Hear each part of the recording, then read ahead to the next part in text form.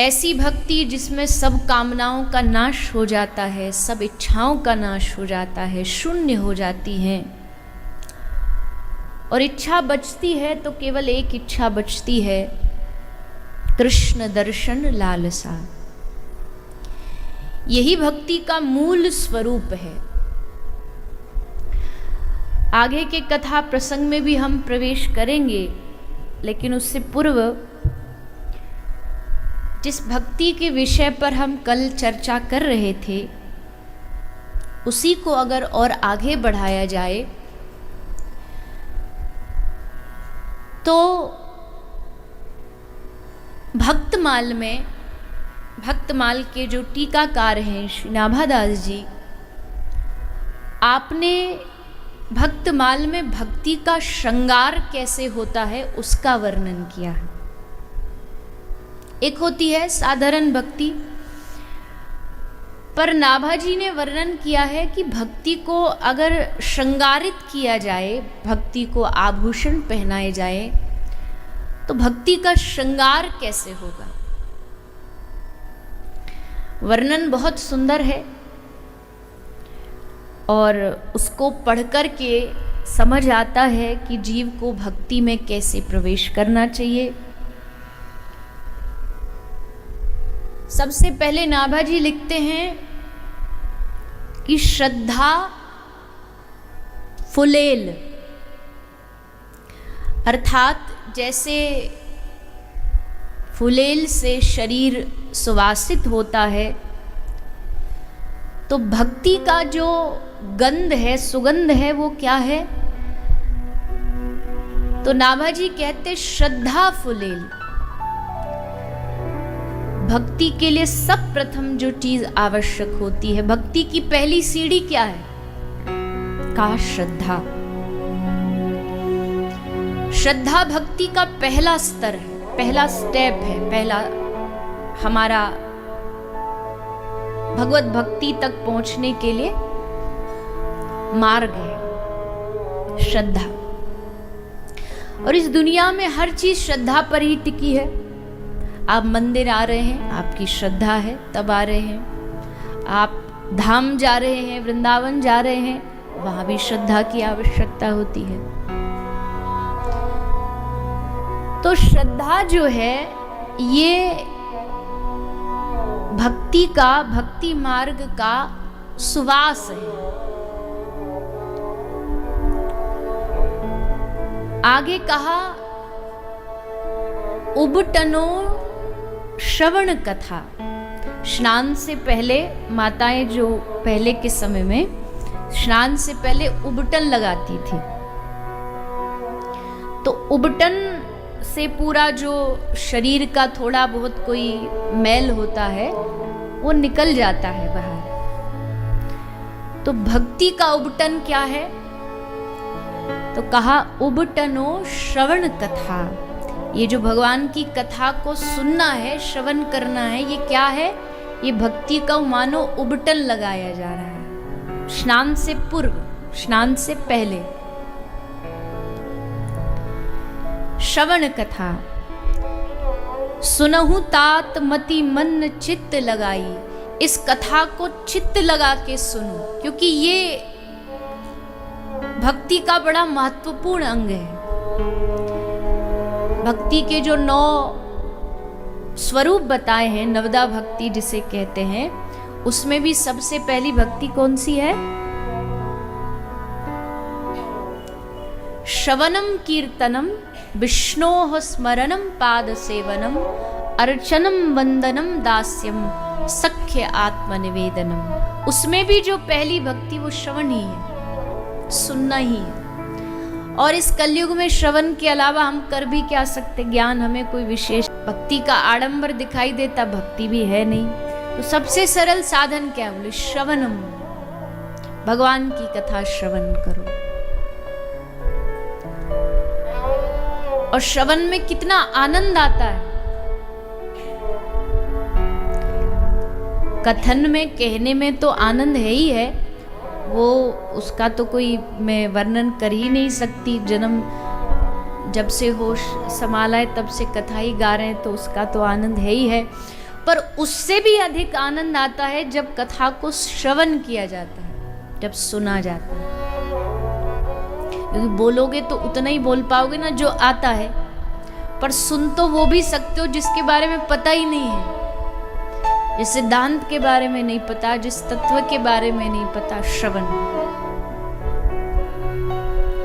श्रवण मंगलम श्रीमदाततम भुवि गृणन्ति ते भूरिदा जना।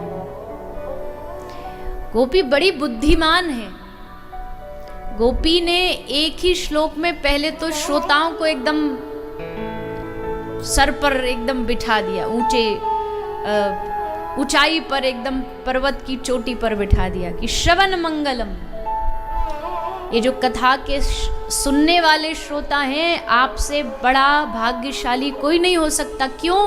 क्योंकि सुनने से ही मंगल हो जाता है। ठाकुर जी की कथा सुनने से मंगल हो जाता है।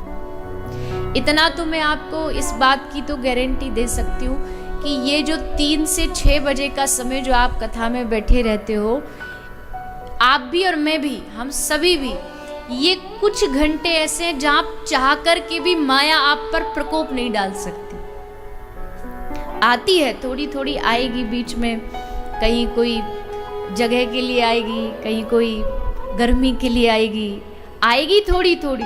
लेकिन इस 3 घंटे जब आप कथा से जुड़ जाएंगे, जब आप कृष्ण नाम से जुड़ जाएंगे, तो न चाहते हुए भी आपका मन कृष्ण कृष्ण कहने लगेगा। क्योंकि यहाँ भगवान की कथा में और तो कुछ सुनाया जाता नहीं, कोई सिनेमा के गीत तो सुनाए नहीं जाते कि मन वहां चला जाएगा। भगवत चर्चा होती है तो मन भी अपने आप भगवत भक्ति में प्रवेश कर जाता है, मन लीन हो जाता है। तो पहले तो गोपी ने श्रोताओं की महिमा बढ़ा दी कि श्रवण मंगलम श्रीमदाततम। भगवान की कथा सुनने वाले बड़े भाग्यशाली हैं। पर गोपियों को लगा कि ये जो भगवान की कथा गाते हैं, थोड़ी इनकी भी इज्जत रख दो। तो अगली लाइन में क्या कहा? भुवि गृणन्ति ते भूरिदा जना। गोपी कहती है कि सुनने वाले तो हैं ही, आपकी चरण धूली हमारे मस्तिष्क पर, माथे पर आगे गोपी कहती है भुवि गृणन्ति ते भूरिदा जना। जो भगवान की कथा कहने वाला है, भगवान के नाम का दान करने वाला है, गोपी कहती है उससे बड़ा दानी इस संसार में दूसरा कोई नहीं हो सकता। तो दोनों को बैलेंस कर दिया। श्रोताओं को भी एकदम उच्च स्तर पर ले आई गोपी, और वक्ताओं की भी थोड़ी लाज रखी कि नहीं देखो, इस दुनिया में कोई धन का दान करता है, कोई रुपया, कपड़ा, लत्ता, भोजन का दान करता है, पर यकीन मानना, मुझे ऐसा लगता है भविष्य में असली चैरिटी कपड़ों पैसों का दान नहीं है। असली चैरिटी क्या है? जो तथा कथित अच्छे बड़े घर वाले लोग, सुख में रहने वाले लोगों को दुख से कैसे निकाला जाए, ये दुनिया की सबसे बड़ी चैरिटी होने वाली है, सबसे बड़ा दान। क्योंकि दिख रहा है, दिखने में लग रहा, आहा कितना बढ़िया बंगला है, कितनी बढ़िया आलीशान इनकी जीवन है, लाइफस्टाइल है, लेकिन भीतर जाके पूछो, खोखले है, एकदम खोखलापन। क्यों? क्योंकि जीवन में अध्यात्म नहीं है, जीवन में भक्ति नहीं है। और भजन बिना नर ऐसा है जैसे जग में खोटा पैसा है। भजन बिना नर ऐसा है जैसे बिना नमक की रसोई है। बिना नमक की रसोई बना दो, बढ़िया दिखेगी, अच्छी, हाँ कितनी बढ़िया स्वादिष्ट लग रही, पर खाओगे तो एकदम फीकी। तो बाहरी आडंबर सब हो, पर जीवन में कृष्ण नाम ना हो, भगवान के प्रति समर्पण भाव ना हो, तो सारा जीवन खोखला है।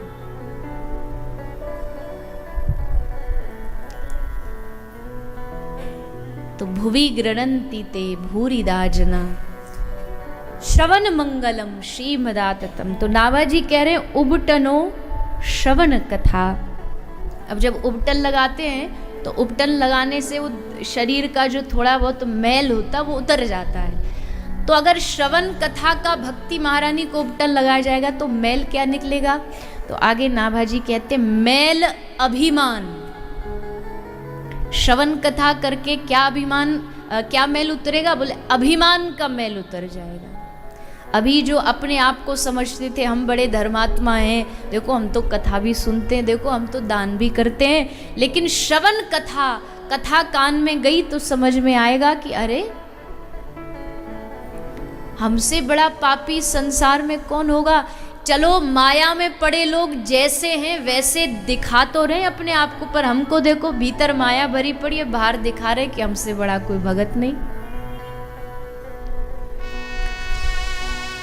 भक्त बनता हूं मगर अधमों का हूं सरताज भी, देख कर पाखंड मेरा हंस पड़े ब्रजराज भी।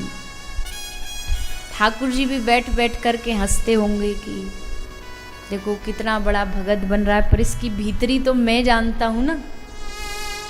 एक क्षण मन नहीं लगता, एक क्षण मेरा नाम डूब करके ले नहीं सकता, वैसे भगत बन रहा है।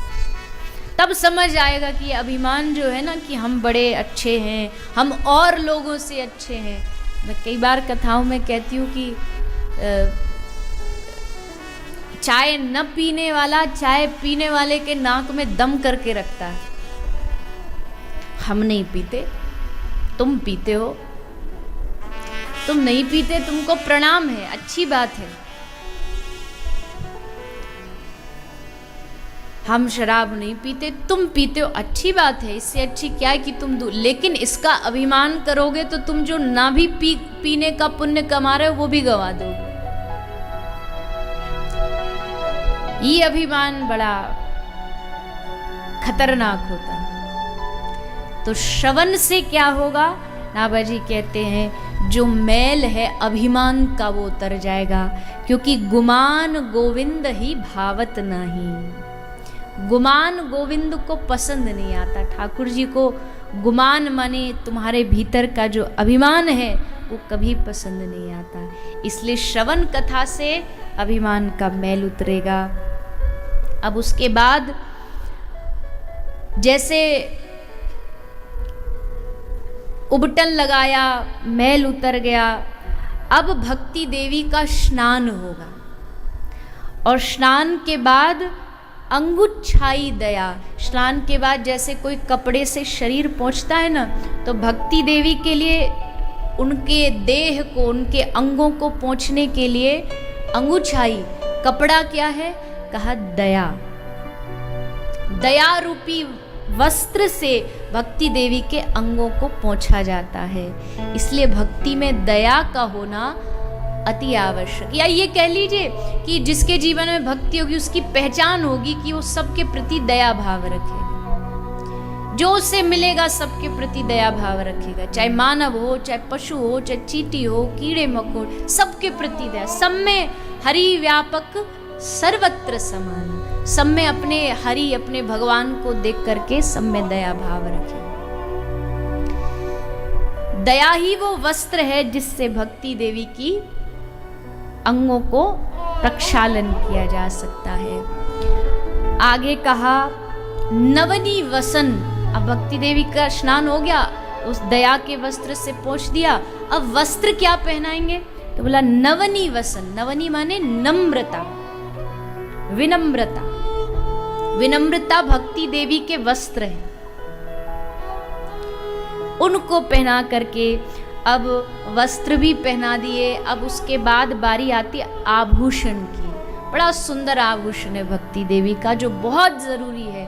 आभूषण क्या है? नाभाजी कहते अब आभूषण नाम हरि। भक्ति देवी का आभूषण क्या है? हरे कृष्ण कृष्ण कृष्ण हरे हरे, हरे राम राम राम हरे हरे। ये जो भगवान का नाम है ये भक्ति देवी का आभूषण, हरि नाम। जिसने हरि नाम को जीवन में ग्रहण किया, जिसने हरि नाम को अपने चित्त में बिठाया, उसने भक्ति देवी को सुंदर आभूषण धारण करा दिया। मुझे लगता कथा का एक ही फल है। मैं बार बार कहती हूँ कथा मनोरंजन का कोई साधन नहीं है कि तुम आए और 7 दिन तुमने मौज मस्ती करी, खाई पी और आनंद लेकर के उठ के प्रणाम करके चले गए। कथा का फल ये है कि अगर तुम कथा से पूर्व 2 माला करते थे तो कथा सुन करके वो माला तुम्हारी 4 हो जाए, आगे कथा सुनो तो वो 8 हो जाए, आगे यानी हर बार वृद्धि होती जाए आपके हरिनाम। आपका नाम में, भगवान नाम में रुचि बढ़ने लग जाए, आपको नाम ऐसा मन में बैठ जाए कि हाँ भगवान मिलेंगे तो एकमात्र इसी नाम के सहारे में। चलो आप इतने सब बैठे हो यहाँ, खूब अच्छे अच्छे भक्त बैठे हो, वैष्णव बैठे हो, प्रेमी बैठे हो कथा के, आप बताओ भगवान की प्राप्ति का कोई रास्ता है आपके पास? हो तो बताइए। आप मतलब फ्री हैं बताने के लिए, ऐसा नहीं कि कोई व्यासपीठ पे बैठा, वो आपके पास कोई साधन हो तो बताओ कैसे मिलेंगे भगवान? भाव और हरिनाम को छोड़ के। क्या? प्रेम, प्रेम, सबसे प्रेम करना, श्रद्धा, श्री राधा रानी का नाम। पर ये जितने भी आप बता रहे हो, ये शुरू कहाँ से होंगे? श्रद्धा ठीक है, प्रेम अच्छी बात है, पर ये प्रेम मन में आएगा कहाँ से? समर्पण कहाँ से आएगा?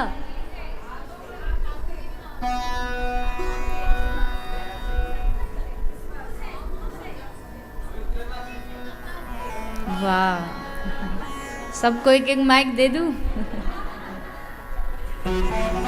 पवित्रता से, समर्पण से, भाव से, आत्मविश्वास। आत्मविश्वास कहाँ से आएगा?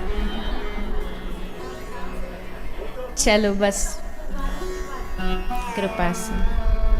चलिए, आपने जो भी बताई सब चीज एकदम सही है, कोई भी गलत नहीं है, सब सही है। पर मेरा जो कहने का मतलब है वो ये है कि कृपा, मैया ने कहा कृपा से, पर वो कृपा भी कब आएगी? जब श्री ठाकुर जी देखेंगे कि ये व्यक्ति बैठ करके मेरा नाम जाप कर रहा है। ये जो भी चीज आपने बताई ये सब सही है, यही आपको भगवान से मिलाई, पर ये चीज हृदय में प्रकट तभी होंगी जब आप निरंतर नाम का स्मरण करोगे। नाम करोगे तभी प्रेम जागेगा, नाम करोगे तभी श्रद्धा जागेगी, नाम करोगे तभी आत्मविश्वास जागेगा, नाम करोगे तभी संतों के प्रति समर्पण, भगवान के प्रति समर्पण भाव जाए। ये सब डब्बे हैं, ट्रेन के अलग अलग बोगी होती, अलग अलग डब्बे होते, पर इंजन, बिना इंजन के ट्रेन नहीं चल सकती है। बोगी अपने आप नहीं चल देगी, उसके लिए एक इंजन जरूरी है, और वो इंजन है हरिनाम, वो इंजन कृष्ण नाम है, राम नाम है। वो इंजन चलते ही, स्टार्ट होते ही ये सब अपने आप लग लेंगे हमारे संग। श्रद्धा भी आ जाएगी, प्रेम भी आ जाएगा, समर्पण, सब कुछ अपने आप आएगा। लेकिन इंजन को मत भूलो। आज के जमाने में, आज के जगत में सबसे बड़ी गड़बड़ क्या हो रही है? कथाओं की गिनती देखो आप, कथाओं की गिनती देखो आप। पहले के जमाने में गिनी चुनी कथाएं होती थी, गिनी चुनी।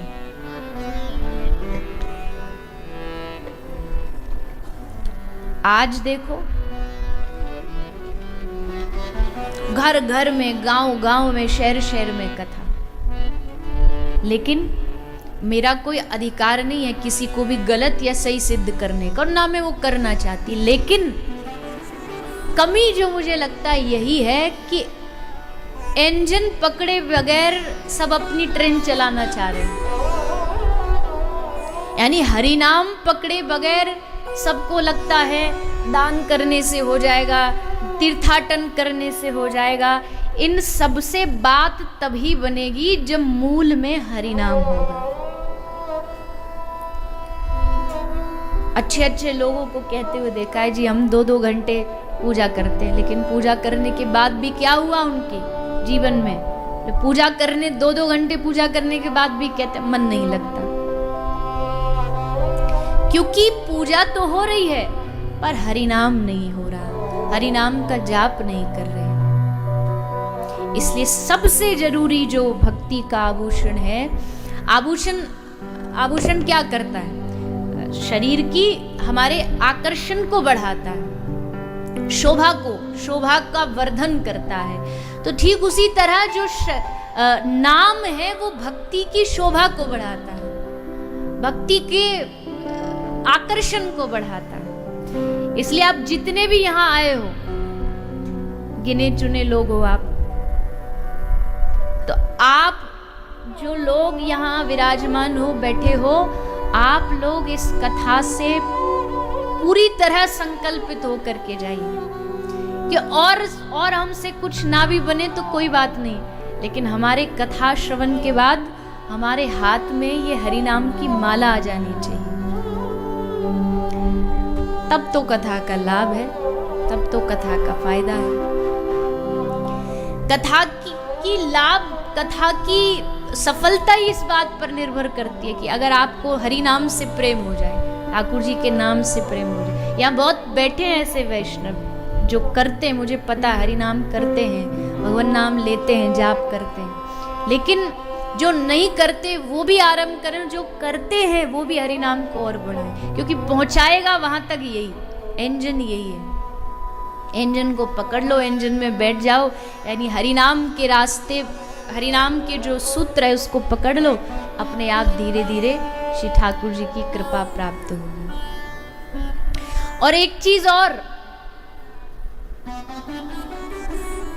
चीज सबसे महत्वपूर्ण ये भी है कि उस हरि नाम को कर किस लिए रहे हो, लक्ष्य क्या है, वो भी बहुत जरूरी है।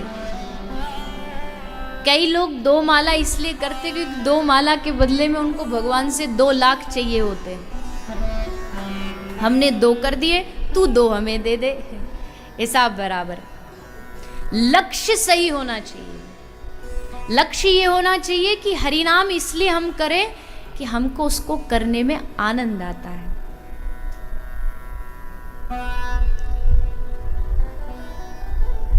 भोलेनाथ जी से पूछा गया कि भोलेनाथ जी आपको हरि नाम से क्या फल चाहिए?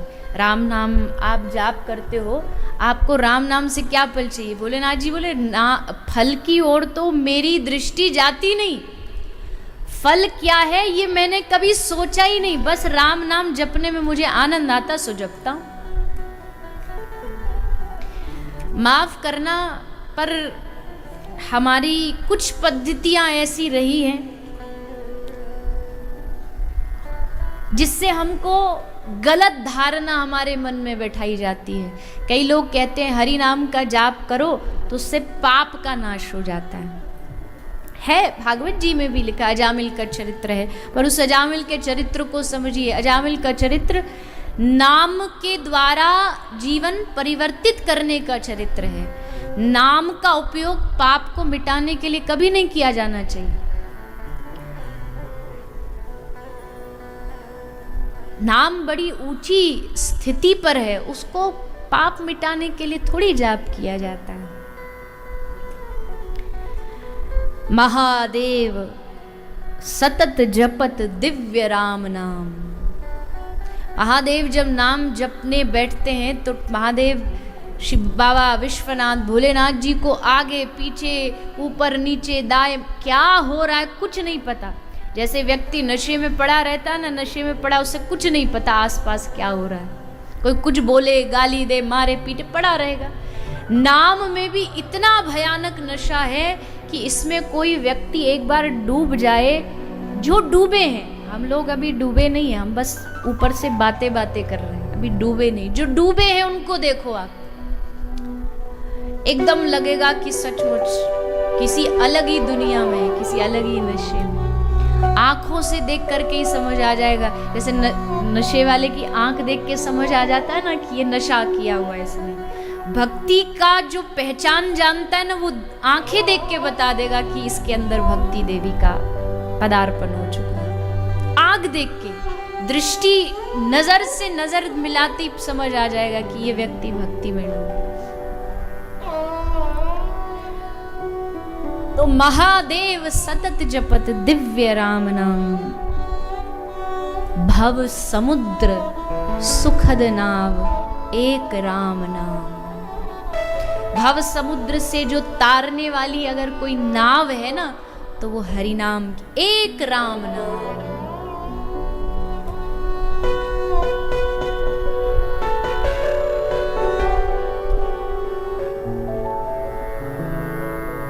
प्रेम मुदित